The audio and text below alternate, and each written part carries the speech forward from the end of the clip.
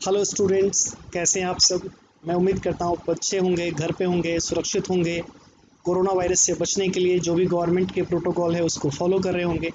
जैसा कि आपको पता है, मैं जो टॉपिक और चैप्टर डिस्कस कर रहा हूँ वो इवोल्यूशन 12वीं के बायोलॉजी का चैप्टर है। और इसमें जो टॉपिक डिस्कस कर रहा हूँ इविडेंसेस ऑफ इवोल्यूशन, जिसमें आज हम डिस्कस करेंगे चार्ल्स डार्विन की थ्योरी के बारे में। जैसा कि पता है आपको कि चार्ल्स डार्विन की थ्योरी के बारे में जब हम बात करते हैं जो रिलेटेड है ओरिजिन ऑफ इवोल्यूशन से, तो उसमें सबसे पहले आपको समझना पड़ेगा 1859 1859 ईस्वी में एक बुक पब्लिश किया। बुक का नाम है द ओरिजिन ऑफ स्पीसीज। आप जो देख पा रहे हैं ये द ओरिजिन ऑफ स्पीसीज। इस बुक में चार्ल्स डार्विन की जो थ्योरी है वो पब्लिश हुआ। क्या है थ्योरी, जरा उसको समझते हैं। उसको समझने से पहले ये समझना पड़ेगा, एक साइंटिस्ट है, उनका नाम है थॉमस माल्थस। ये थॉमस माल्थस का बहुत ही ग्रेट कंट्रीब्यूशन है। क्यों? जो आप देख रहे हैं चार्ल्स डार्विन के बारे में जब हम बात करेंगे तो चार्ल्स डार्विन इन्फ्लुएंस्ड हुए थे किसकी स्टडी से, तो ये थॉमस माल्थस की स्टडी से। क्या है थॉमस माल्थस की स्टडी? तो इसके कुछ पॉइंट्स हैं जिसको मैंने सिंप्लीफाई करने की कोशिश किया है। सबसे पहला पॉइंट है कि a species have unlimited reproductive potential. मतलब जो भी ऑर्गेनिज्म है, इस सारे ऑर्गेनिज्म में ऐसी क्षमता है कि वो जितना ज़्यादा से ज़्यादा चाहे रिप्रोडक्शन कर सकता है, बच्चे पैदा कर सकता है। कैसे समझेंगे इसको? ह्यूमन का तो लगभग कंट्रोल है, लेकिन अगर हम बैक्टीरिया के बारे में बात करें तो जैसे कि पता है कि अगर इकोलाई बैक्टीरिया को प्रॉपर फूड अवेलेबल हो तो वो 20 मिनट्स में क्या हो जाता है, डबल हो जाता है, फिर अगले 20 मिनट्स में डबल हो जाता है। अगर हम बात करें, सपोज एक एग्जाम्पल लें, 1 ईयर का टाइम लें, तो लाखों करोड़ों अरबों की संख्या इसकी हो सकती है। किसकी? इकोलाई का। तो थॉमस माल्थस का जो पहला स्टेटमेंट है कि species have unlimited reproductive potential, मतलब हर एक स्पेसीज में ऐसी क्षमता है कि वो जितना चाहे वो बच्चा पैदा कर सकता है। लेकिन जब दूसरी पॉइंट को पढ़ते हैं तो जरा ध्यान से समझिएगा। कहता है but the number of organism is remain almost constant. जो टोटल नंबर है वो ऑलमोस्ट कंस्टेंट होता है। कब? थोड़ा सा अगर हम बात करें तो सेवरल जो है सीजनल फ्लक्चुएशन, कभी कभी जो सीजन होता है अलग अलग ऑर्गेनिज्म के रिप्रोडक्शन करने का, मैचिंग करने का, उस सीजनल फ्लक्चुएशन को छोड़ दें तो ये क्या है, ऑलमोस्ट कांस्टेंट है। ये बहुत इंपॉर्टेंट पॉइंट है। पहला पॉइंट क्या कह रहा है कि लगातार संख्या बढ़ेगी। अगर सबके पास ऐसी क्षमता है कि वो अपना जितना चाहे रिप्रोडक्शन कर सकता है, जितना चाहे बच्चे पैदा कर सकता है। दूसरा पॉइंट क्या कहता है? दूसरा पॉइंट कहता है कि हाँ, ऐसी बातें तो हैं, लेकिन संख्या ऑलमोस्ट रिमेन कांस्टेंट। ये जो है इसकी संख्या लगभग फिक्स होती है, थोड़े बहुत उतार चढ़ाव आता है, सीजनल जो है सीजन में थोड़े बहुत फ्लक्चुएशन आते हैं। अब रीज़न आता है कि इसके पीछे क्या लॉजिक है। इसके पीछे लॉजिक है कि रिसोर्सेस हमारे पास लिमिटेड है। हमारे पास रिसोर्सेज लिमिटेड है, हर एक ऑर्गेनिज्म के पास रिसोर्सेज लिमिटेड है। अगर हम ह्यूमन है तो हमें क्या चाहिए? हमें बेटर एजुकेशन चाहिए, बेटर फूड चाहिए, बेटर शेल्टर चाहिए। तो इस सब चीज़ों को देखते हुए क्या होता है कि पॉपुलेशन को हम कंट्रोल करने की कोशिश करते हैं। गवर्नमेंट के अलग अलग इनिशिएटिव आते हैं समय समय पे पॉपुलेशन को कंट्रोल करने के लिए। तो ये जो रिसोर्सेस है ये बहुत इंपॉर्टेंट पॉइंट है माल्थस का, कि रिसोर्सेस क्या है, वो लिमिटेड है। जो भी सुख सुविधा है, जो आसपास की चीज़ है, जो जीवन में यूज़ करने वाली चीज़ है, जिससे ह्यूमन का डेवलपमेंट होता है या अलग अलग इंडिविजुअल का डेवलपमेंट होता है, अलग अलग ऑर्गेनिज्म का डेवलपमेंट होता है, वो उसकी संख्या क्या है, उसका जो मात्रा है वो क्या है, लिमिटेड है, सीमित है। अब जब मात्रा सीमित होगा तो वहाँ पे क्या होगा? कंपटीशन होगा। बड़ा सिंपल है। आपके घर में कोई सामान बहुत ज़्यादा कम है और अगर आपको 2 3 4 5 भाई हैं आप, या 2 4 5 लोग हैं आपके घर में और सबको वो सामान चाहिए, तो क्या होगा? कंपटीशन होगा। बड़े सिंपल है। अगर हम बात करें किसी भी एंट्रेंस एग्जामिनेशन में जो सीट्स होते हैं वो कम होते हैं और नंबर ऑफ स्टूडेंट्स क्या होता है, ज़्यादा होता है, तो उस जगह पे क्या होता है? कंपटीशन होता है। तो वैसे ही यहाँ पे रिसोर्सेज क्या होते हैं कि लिमिट है, तो कंपटीशन होगा। कंपटीशन दो प्रकार का हो सकता है, एक इंट्रा स्पेसिफिक कंपटीशन हो सकता है और एक इंटर स्पेसिफिक कंपटीशन हो सकता है। अब इंट्रा स्पेसिफिक कंपटीशन का मतलब क्या हुआ कि अगर सेम मेंबर के बीच में अगर कंपटीशन होगा तो उसे हम क्या कहेंगे? इंट्रा स्पेसिफिक कहेंगे। अलग अलग स्पेसीज के बीच में जो कंपटीशन होगा उसे हम इंटर स्पेसिफिक कहेंगे। ये इंट्रा स्पेसिफिक जो कंपटीशन है वो बहुत इंपॉर्टेंट है। क्यों इंपॉर्टेंट है? सपोज अगर हम बात करें कि ह्यूमन ह्यूमन के बीच में जो हो रहा है कंपटीशन है, फूड रिसोर्सेस बहुत लिमिटेड है, और अलग अलग ऑर्गेनिज्म में भी आप इसकी कंपेयर कर सकते हैं। रिसोर्सेस क्या है? लिमिटेड है। उसी रिसोर्स को यूज करके, देखिए ध्यान रखिएगा, हम डिस्कस कर रहे हैं चार्ल्स डार्विन की थ्योरी टॉपिक है, लेकिन अभी जो हम बात कर रहे हैं वो किसके बारे में बात कर रहे हैं? थॉमस माल्थस के बारे में बात करें। तो थॉमस माल्थस के पॉइंट को एक बार हम रिव्यू करें तो क्या कहा? पहला पॉइंट कि रिप्रोडक्शन करने की हर एक ऑर्गेनिज्म में क्षमता है, लेकिन उसकी संख्या लगभग कांस्टेंट रहती है, किसी भी सीजन में थोड़े बहुत ऊपर नीचे हो जाता है। इसके पीछे रीजन क्या है? रिसोर्सेस लिमिटेड है, और जब रिसोर्सेस लिमिट है तो उसके वजह से कंपटीशन होता है, और कंपटीशन में क्या अप एंड डाउन होते हैं, यानी दोनों प्रकार के हो सकते हैं, इंटर स्पेसिफिक और इंट्रा स्पेसिफिक। जो इंट्रा स्पेसिफिक है वो सीवियर है, वो सीवियर इसलिए है, हम आगे डिस्कस करते हैं। अगर हम बात करेंगे ह्यूमन के अंदर में अगर वेरिएशन देखें, अब हमने एक टॉपिक लिया है वेरिएशन, आप ध्यान से समझेंगे वेरिएशन। वेरिएशन को आप समझेंगे तो अब मैं इसको कंक्लूड करूंगा, किसके तरफ ले जाऊंगा, इसको मैं चार्ल्स डार्विन से जोड़ूंगा, इस पूरी थ्योरी को आगे कंटिन्यू में कैसे, ध्यान से समझिए। अगर हम बात करें वेरिएशन के बारे में तो कई सारे ह्यूमन हैं जो हाइट में बड़े हैं, कई ह्यूमन हैं जो हाइट में छोटे हैं, किसी का कंप्लेक्शन अलग है, किसी का कोई डार्क कलर का है, कोई ब्लैक कलर का है, कोई व्हाइट कलर का, अलग अलग कलर है। इन द सेंस अलग अलग वेरिएशन देखने को आपको मौका मिलता है। अब ये वेरिएशन, ये इसी को मैंने वेरिएशन कहा। वेरिएशन दो प्रकार के हो सकते हैं। एक वेरिएशन क्या हो सकता है? एक डिसकंटिन्यूअस वेरिएशन हो सकता है, और एक क्या हो सकता है? कंटिन्यूअस वेरिएशन हो सकता है। डिसकंटिन्यूअस वेरिएशन का मतलब कि मदर फादर में ऐसा कोई कैरेक्टर नहीं था और बच्चे में वो कैरेक्टर आ गया है, बच्चे में कोई डिजीज आ गई है, बच्चे में सिकल सेल एनीमिया आ गया है, बच्चे में थैलेसीमिया आ गया है। तो ये इसके पीछे क्या है? इसके पीछे जेनेटिक डिफेक्ट होगा, इसके पीछे जीन में होने वाले म्यूटेशन की वजह से ये प्रॉब्लम आती है। तो इसे हम कहते हैं डिसकंटिन्यूअस। जब हम बात करते हैं, आप ध्यान दीजिएगा, जब हम बात करते हैं डार्विन के बारे में, तो डार्विन को म्यूटेशन के बारे में कुछ नहीं पता था, उसे जीन के बारे में कुछ नहीं पता था। उसने म्यूटेशन या डिसकंटिन्यूअस पे अपना कोई ब्रेन नहीं लगाया। उसने क्या ब्रेन लगाया? कंटिन्यूअस पर ब्रेन लगाया। क्या है कंटिन्यूअस? ध्यान से समझिए। मैंने कहा वेरिएशन ह्यूमन के अंदर में, एक एग्जांपल मैंने दिया, ह्यूमन के अंदर में कोई ह्यूमन बड़ा है, कोई ह्यूमन छोटा है, कोई काला है, कोई गोरा है, अलग अलग तरीके का, कोई शेप में, किसी का मस्कुलर है, किसी कोई थिन है, कोई थिक है, अलग अलग वेरिएशन आपको देखने को मौका मिलता है। या फिर कोई बीमार है जिसके अंदर में थैलेसीमिया है, कोई सिकल सेल एनीमिया से पीड़ित है। तो जो म्यूटेशन से होने वाली बीमारी है जिसे हम डिसकंटिन्यूअस, उस आदमी का सर्वाइवल ज़्यादा होगा या जो आदमी फिट है उसका सर्वाइवल ज़्यादा होगा? बड़े सिंपल सी बात है।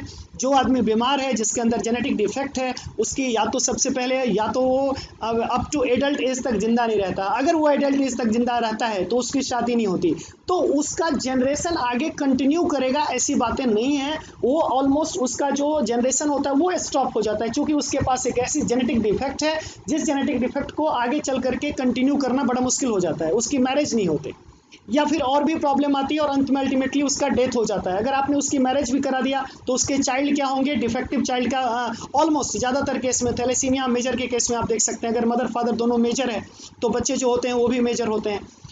तो मेरा कहना यह है कि इस तरीके का जो डिफेक्ट होता है म्यूटेशन वाला, उसका जो अगले जनरेशन में जाता है वो भी डिफेक्टिव ही होता है। लेकिन अगर हम बात करें कंटिन्यूअस, जिस पे चार्ल्स डार्विन का दिमाग गया, जिस पे चार्ल्स डार्विन ने सोचा, क्या सोचा कि अगर कंटिन्यूअस वेरिएशन मतलब स्मॉल एंड डायरेक्शन, एक मदर फादर स्वस्थ हैं, उनसे दो बच्चे का निर्माण हुआ, लगभग दोनों बच्चा ठीक है, थोड़े बहुत हाइट में अंतर है, लगभग दोनों बच्चे ठीक है, दोनों की इंटेलिजेंसी ऑलमोस्ट ठीक है। अब क्या होगा? अब बड़ा एक सिंपल लॉजिकल आप एग्जांपल लीजिए, मैं आपको सोचने कह रहा हूँ, बच्चे ध्यान दीजिएगा।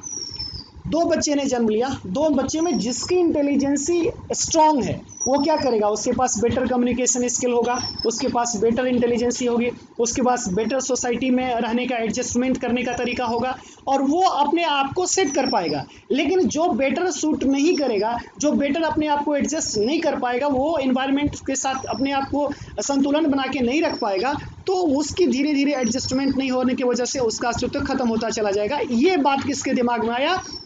दैट इज द डार्विन के दिमाग में आया। क्या?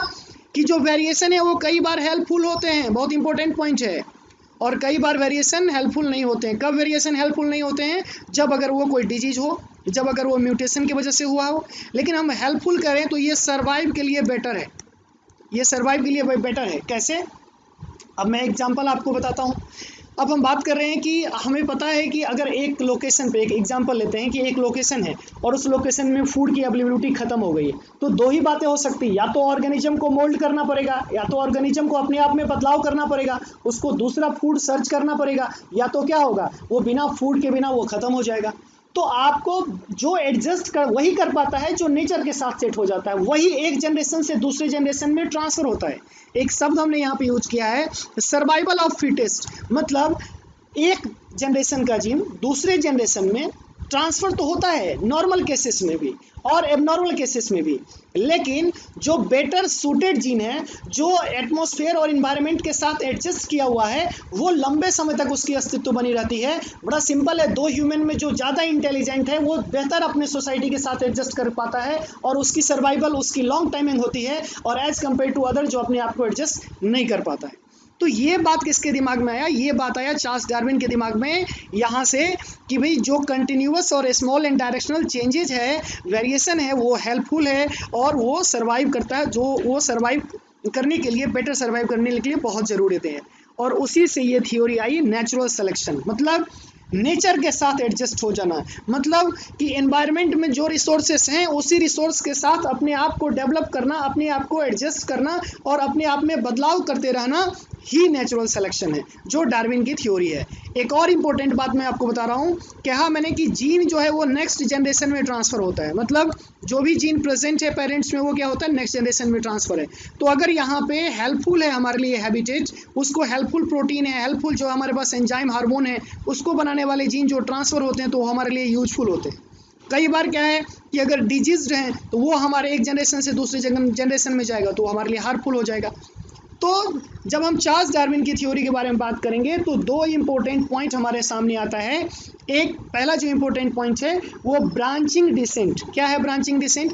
सपोज ये एक स्पेसीज है और इस स्पेसीज से दो स्पेसीज का निर्माण हुआ। इस स्पेसीज में प्रॉब्लम था, ये डिजीज था या ये अपने आप को सेट नहीं कर पाया, इसमें वेरिएशन था, ये अपने आप को एटमॉस्फेयर में अपने आप को सेट नहीं कर पाया, ये नेचुरली सेलेक्ट नहीं हो पाया। तो क्या होगा? Natural selection. देखिए नेचुरल सिलेक्शन मतलब नेचर सेलेक्ट करना। नेचर सेलेक्ट करने का मतलब यहाँ नहीं है कि भगवान ने आकर के बोला कि भाई तुम रुको, तुम बहुत अच्छे हो। नेचर सेलेक्ट मतलब एनवायरनमेंट में जो रिसोर्सेस अवेलेबल हैं उस रिसोर्स को यूज करके और अपने आप को आगे डेवलप करना को नेचुरल सिलेक्शन कहते हैं। जब हम बात करते हैं ब्रांचिंग डिसेंट का, तो सपोज एक स्पेसीज से यहाँ पे दो स्पेसीज का निर्माण हुआ है, तो अब ये स्पेसीज बेटर नहीं है, लेकिन ये जो है नंबर 1 2 स्पेसीज मैंने लिखा हुआ है, ये सेकंड नंबर का जो है ये क्या है, ये बेटर सूटेड है। तो ये बेटर सूटेड है तो इसके जीन क्या होंगे, एक जनरेशन से दूसरी जनरेशन में इसके जीन क्या होंगे, फॉरवर्ड होंगे, और ये अपने आप को क्या कर पाएगा, एडजस्ट कर पाएगा। तो ये नेचर के साथ क्या हो पाएगा, सेलेक्ट कर पाएगा, नेचर के साथ सेलेक्ट कर पाएगा। लेकिन जब हम ऐसे एग्जाम्पल स्पेसीज 2 से मान के चलते हैं, ये 3 स्पेसीज का निर्माण हुआ। अब ये एक स्पेसीज ये मान लेते हैं, एक स्पेसीज ये मान लेते हैं और एक स्पेसीज ये मान लेते हैं। अब ये अपने आप को एनवायरनमेंट में एडजस्ट कर लिया, ये अपने आप में एनवायरनमेंट में एडजस्ट कर लिया, ये एडजस्ट नहीं कर पाया, तो क्या होगा, इसका अस्तित्व तो धीरे धीरे खत्म हो जाएगा। और ये नेचर के साथ एडजस्ट कर पाया, नेचर के साथ एडजस्ट करेगा तो ऑटोमेटिकली क्या होगा, उसका सर्वाइवल रेट ज़्यादा होगा, वो लंबे समय तक इस अर्थ पे अपने आप कंटिन्यूटी को मेंटेन कर पाएगा। तो ब्रांचिंग डिसेंट बड़ी सिंपल चीज़ है, एक स्पेसीज से दो स्पेसीज का निर्माण, उसमें जो बेहतर है वो अगले जनरेशन में फिर से मैटिंग करेगा, उसमें जो बेहतर है वो अगले जनरेशन में फिर से मैटिंग करेगा, और वो ऑटोमेटिक एक स्टेप से दूसरे स्टेप चलता जाएगा। नेचुरल सिलेक्शन कि नेचर में जो रिसोर्सेस अवेलेबल हैं उसको यूज करके जो बेटर सूट कर पाया उसे हम नेचुरल सिलेक्शन कहेंगे। नेचुरल सिलेक्शन को समझने के लिए एक मैं बहुत ही बेहतरीन एग्जाम्पल आपको दे रहा हूँ, अगले स्लाइड में देखिए ध्यान से। एक इम्पोर्टेंट बात मैं और आपको बताऊँ, जो डार्विन का कंसेप्ट है, जो चार्ल्स डार्विन का कंसेप्ट है, सेम कंसेप्ट रसेल वेलेस का, इसका पूरा नाम अल्फ्रेड रसेल वेलेस है।